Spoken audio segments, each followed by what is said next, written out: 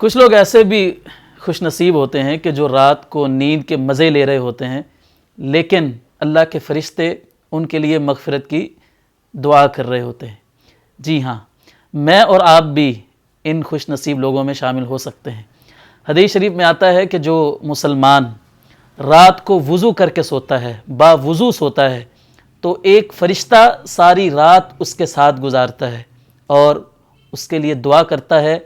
اللہم اغفر لعبدک فإنہ بات طاہرا، اے اللہ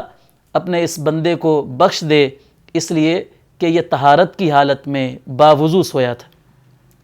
دوسرا فائدہ وضو کر کے سونے کا یہ ہے کہ رسول اللہ صلی اللہ علیہ وسلم نے فرمایا، جو شخص وضو کر کے سوتا ہے اور رات کے کسی بھی حصے میں اس کی آنکھ کھل جاتی ہے